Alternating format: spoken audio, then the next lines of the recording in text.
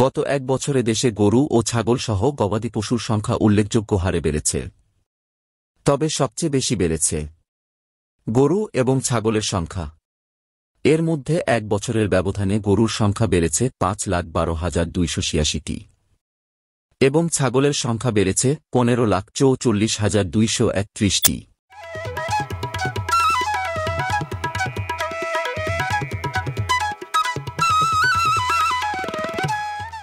জানা যায়, বর্তমানে চট্টগ্রাম বিভাগে গরুর সংখ্যা সবচেয়ে বেশি, আর ছাগল বেশি রাজশাহী বিভাগে। অবশ্য সামগ্রিকভাবে ভেড়া ও মহিষের সংখ্যা বাড়লেও তা তুলনামূলকভাবে কম।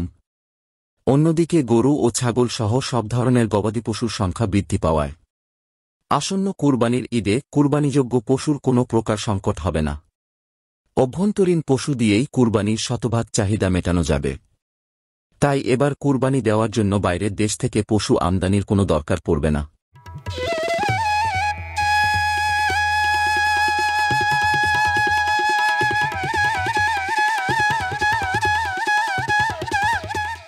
প্রাণিসম্পদ অধিদপ্তরের কর্মকর্তারা বলছেন, আমদানি বন্ধ থাকায় সারা দেশে গবাদি পশুর খামার গড়ে উঠেছে প্রচুর। ছোট বড় ও মাঝারি সব ধরনের উদ্যোক্তা তৈরি হয়েছে দেশের ডেইরি খাতে।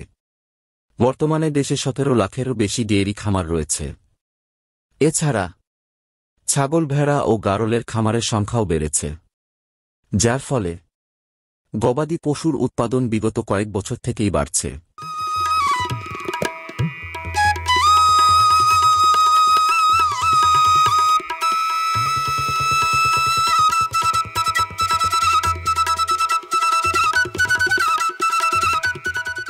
প্রাণিসম্পদ অধিদপ্তর বলছে, দেশে ডেইরি খাতে নতুন নতুন উদ্যোক্তা তৈরি হচ্ছে। বিশেষ করে তরুণ শ্রেণী এবং প্রবাস ফেরত তরুণরা ডেইরি খাতের দিকে বেশি ঝুঁকেছেন। বেশ কয়েক বছর যাবৎ কুরবানির পশু আমদানি বন্ধ থাকায় দেশে গরু ছাগল পালনও বেড়েছে। এতে করে তরুণ শ্রেণী আরও বেশি আকৃষ্ট হয়েছে। এর পাশাপাশি গৃহস্থ পর্যায়ে এবং অনেক কর্পোরেট প্রতিষ্ঠানও এ খাতে বড় বিনিয়োগ করেছে। সব মিলিয়ে দেশে গবাদি পশুর খামার বেড়েছে, যার কারণেই গবাদি পশুর সংখ্যাও বেড়েছে। এর সুফল মিলছে কুরবানির সময়। দেশ এখন গবাদি পশুতে স্বয়ংসম্পূর্ণ।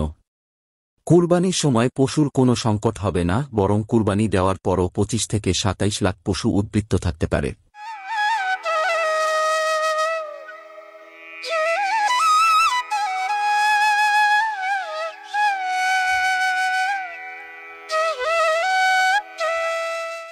প্রাণিসম্পদ অধিদপ্তরের তথ্য বিশ্লেষণে দেখা যায়, গত কয়েক বছর ধরে দেশে কুরবানি দেওয়ার হার যেমন বাড়ছে, তেমনি বাড়ছে কুরবানির পশুর সংখ্যাও। ২০২২ সালে দেশে কুরবানি দেওয়া হয় ৯৯,৫০,৭৬৩টি পশু। ওই বছর দেশে কোরবানি দেওয়ার যোগ্য গবাদি পশু ছিল ১,২১,০০,০০০। ২০২৩ সালে দেশে কুরবানি দেওয়া হয় ১,৪১,৮১২টি পশু। গত বছর কোরবানির যোগ্য পশু ছিল ১,২৫,৩৬,৩33টি। এবার দেশে কুরবানির যোগ্য পশুর সংখ্যা ১,২৯,৮০,৩৬৭টি। প্রত্যাশা করা হচ্ছে, এবার কুরবানি দেওয়ার হার আরও বাড়বে। অবশ্য কুরবানি দেওয়ার পর এবার ২৫ থেকে ২৭ লাখ পশু উদ্বৃত্ত থাকবে বলে ধারণা করা হচ্ছে। গত বছর কুরবানির পরও উদ্বৃত্ত পশুর সংখ্যা ছিল ২৫ লাখেরও বেশি। সুতরাং এবারের ঈদেও কুরবানির পশুর সংকট হওয়ার বিন্দুমাত্র আশঙ্কা নেই। তাহলে এত পশু থাকার পরও কুরবানির পশুর দাম অস্বাভাবিক বেড়ে যায় কেন? অথবা সামর্থ্যের মধ্যে কুরবানির পশু কেনা যায় না কেন? এ বিষয়ে জানতে চাইলে ডেইরি ফার্মার্স অ্যাসোসিয়েশনের সভাপতি মোহাম্মদ ইমরান হোসেন বলেন, কুরবানির পশুর দাম সে অর্থে খুব বেশি থাকে না। পশুর দাম ক্রেতার নাগালের মধ্যেই থাকে।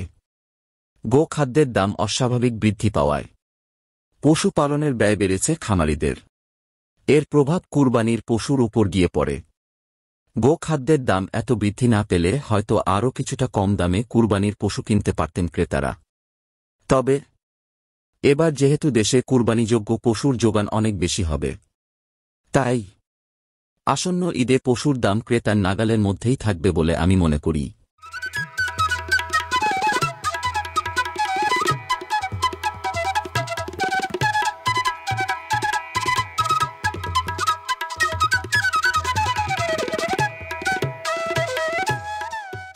ডেইরি খাতের বিকাশের কারণ সম্পর্কে ইমরান হোসেন বলেন, ভারত থেকে গরু আসা বন্ধ হওয়ায় আমাদের জন্য বড় উপকার হয়েছে।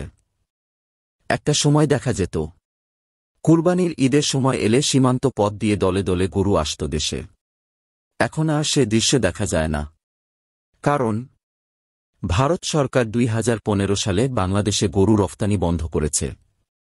ভারতের এ সিদ্ধান্তের পর দেশের আনাচে কানাচে যেমন ক্ষুদ্র ও মাঝারি খামারি গড়ে উঠেছে, তেমনি অনেক বড় বড় উদ্যোক্তা শত শত কোটি টাকা বিনিয়োগ করেছে এ খাতে। গত এক দশকে দেশে অসংখ্য গরু ছাগলের খামার গড়ে উঠেছে। তার সুফল আমরা এখন পাচ্ছি। আমরা এখন গবাদি পশুতে স্বয়ংসম্পূর্ণতা অর্জন করেছি। চাহিদার চেয়েও যোগান বেশি।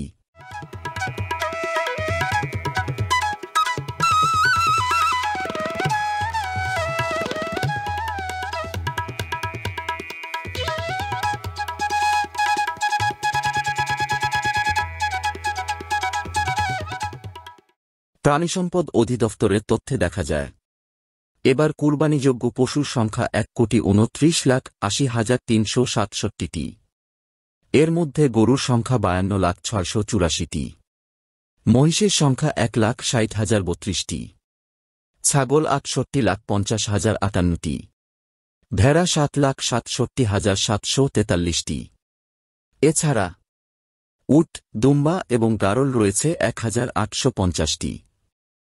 গত বছর কুরবানিযোগ্য মোট পশু ছিল 1,25,36,333টি। এর মধ্যে গত বছর কুরবানিযোগ্য গরু ছিল 46,88,398টি, মহিষ ছিল 1,05,50,354টি, ছাগল ছিল 67,48,133টি, ভেড়া ছিল 9,41,866টি। সুতরাং গত বছরের চেয়ে কুরবানিযোগ্য মোট গরুর সংখ্যা বেড়েছে 5,12,286টি, মহিষ বেড়েছে 4,678টি, ছাগল বেড়েছে 1,01,925টি। তবে ভেড়ার সংখ্যা গত এক বছরে কমেছে 1,74,123টি। এছাড়া অন্যান্য পশু কমেছে 731টি। তবে ভেড়া ও অন্যান্য পশুর সংখ্যা কমলেও গরু, ছাগল ও মহিষের সংখ্যা বৃদ্ধি পাওয়ায় গত বছরের চেয়ে মোট পশুর সংখ্যা বেড়েছে 4,44,035টি।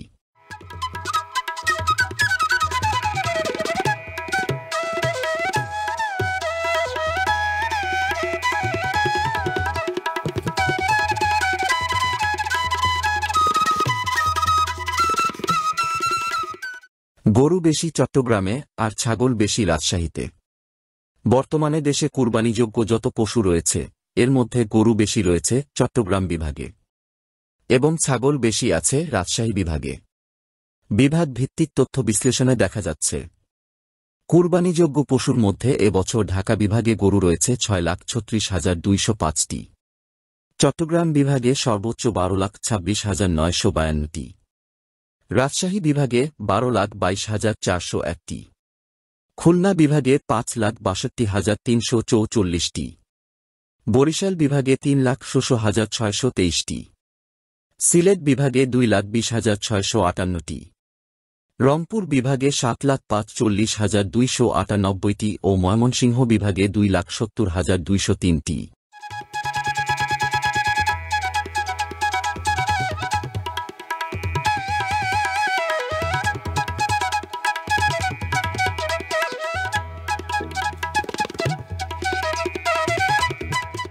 ঢাকা বিভাগে এবার কুরবানিযোগ্য ছাগল রয়েছে 9,23,607টি, চট্টগ্রাম বিভাগে রয়েছে 6,07,307টি, রাজশাহী বিভাগে রয়েছে সর্বোচ্চ 25,11,393টি, খুলনা বিভাগে রয়েছে 10,47,000টি, বরিশাল বিভাগে 1,10,949টি, সিলেট বিভাগে আছে 1,34,143টি, রংপুর বিভাগে রয়েছে 10,06,836টি ও ময়মনসিংহ বিভাগে রয়েছে 2,65,602টি।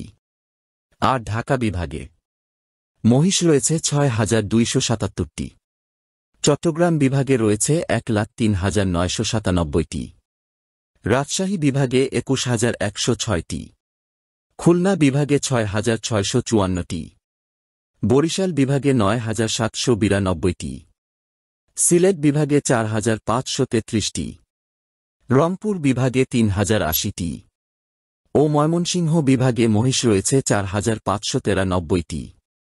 অন্যদিকে ঢাকা বিভাগে ভেড়া রয়েছে ৩৬,৭২৪টি, চট্টগ্রাম বিভাগে ১,৪২৬টি, রাজশাহী বিভাগে ৩,৬৯,৮৬২টি, খুলনা বিভাগে ৪৯,৫২৫টি, বরিশাল বিভাগে ১২,০৩৫টি, সিলেট বিভাগে ৭০,৯৫৩টি, রংপুর বিভাগে ১,০৬,৮৩৬টি ও ময়মনসিংহ বিভাগে ভেড়া রয়েছে ২১,৩৮২টি।